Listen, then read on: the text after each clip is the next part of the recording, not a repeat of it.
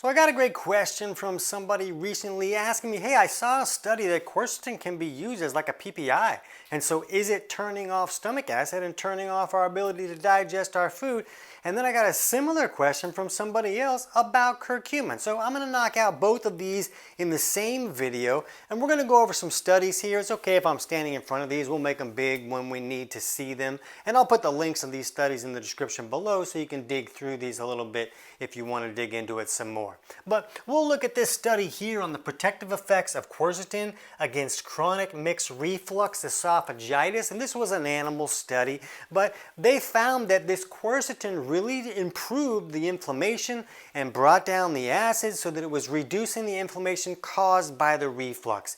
And keep in mind that a lot of the mainstream view is to fix these reflux issues is to turn off stomach acid. And we've talked in a lot of videos about how when we turn off stomach acid, we're actually turning off our ability to break our food down correctly and access the nutrients in that food. That's kind of why we eat food.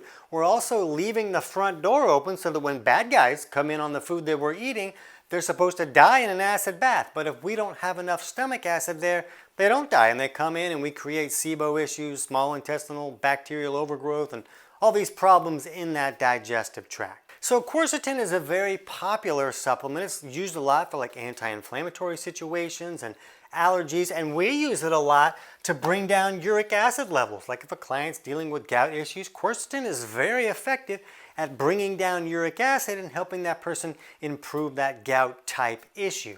But in this study, it was showing that it could turn off this stomach acid. But when I first saw this study about it reducing the inflammation, I was like, well, is it really turning off the stomach acid or is it somehow increasing stomach acid? Because we reduce inflammation with a lot of clients by increasing stomach acid and allowing this valve at the bottom of the esophagus, the lower esophageal sphincter, to be triggered to close tightly. That's kind of triggered by stomach acid, so if there's only a small amount of acid there, it's not enough to trigger that valve, and then the small amount comes back up and burns them. So when I looked at that study, I was like, well, what's really going on here? And then I found this other study here on inhibition of these gastric juices by quercetin, and it explained that it was basically working like a similar mechanism to a PPI, or a proton pump inhibitor medication, where it was restricting this proton pump from activating those juices that allow the stomach acid to be produced. So this really does appear to turn off the body's ability to produce stomach acid. And I've heard from other people that are like, oh man, you could just use this as like a natural option. Instead of using a PPI that has all those side effects, you could use something natural to turn off your acid and fix your reflux symptoms. But the reality is that most of the side effects that come from PPIs come from turning off stomach acid. Symptoms like SIBO, or you hear all those studies about osteoporosis and all these mineral deficiencies, and you can't get enough B12 when you turn off stomach acid. So the side effects are from actually turning off the stomach acid and turning off your ability to digest your food and get the nutrients out of it, but also protect the stomach from bad guys that are coming in. So I don't view it as this is a natural, solution that's going to avoid all the side effects if you're still turning off your stomach acid. Now, when I was using this quercetin to help clients bring down uric acid, I was usually also taking steps to help them improve digestive malfunctions so that they could reduce their cravings for all this processed junk, especially the high fructose corn syrup junk. So I wanted to fix their digestion so they could reduce the junk that they were eating, and that could really help improve those gout or high uric acid issues.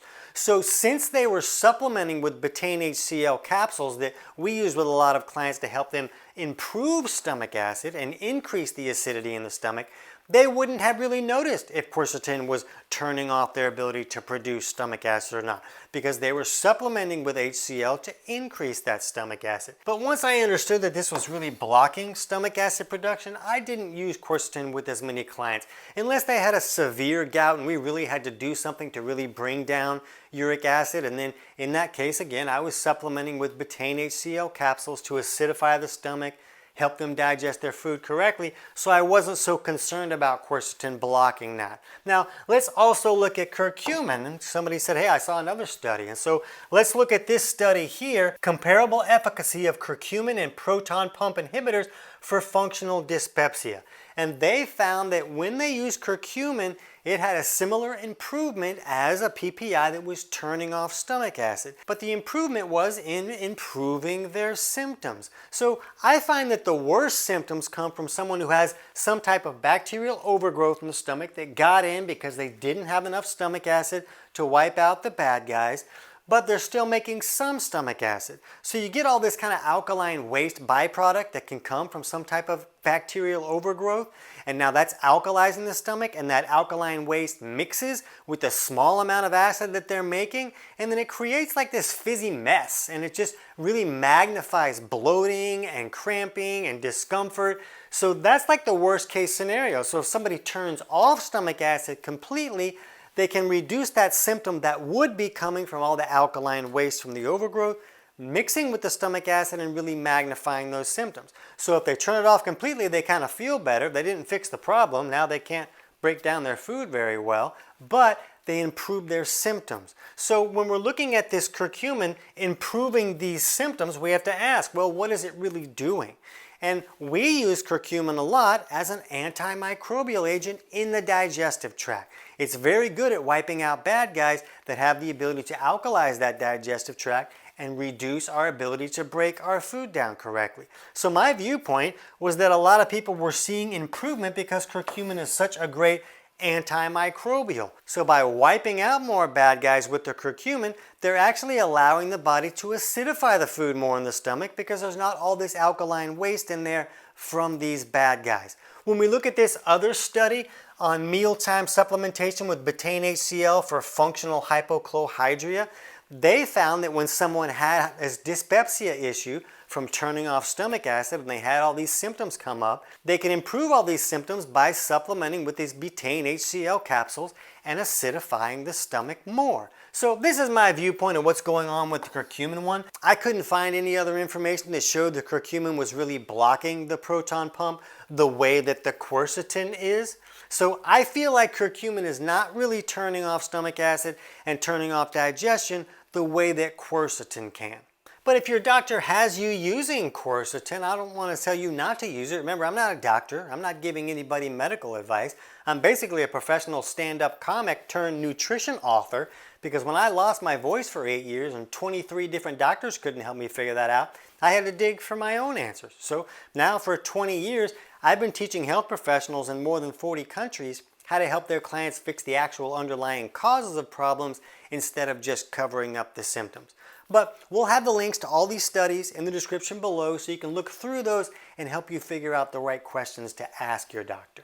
So now when I need to lower uric acid, I just look at other methods. I'm trying to get a person just to reduce all this high fructose corn syrup that they're bringing in, all their fruity tooty drinks and all these processed junk, and then they can reduce that without having to use that quercetin. Or if the issue is severe and they really need to use that, then I'm helping them acidify the stomach correctly in case the quercetin is turning it off.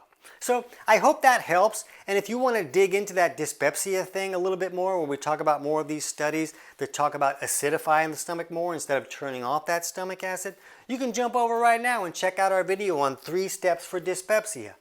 I can't wait to hear about your results.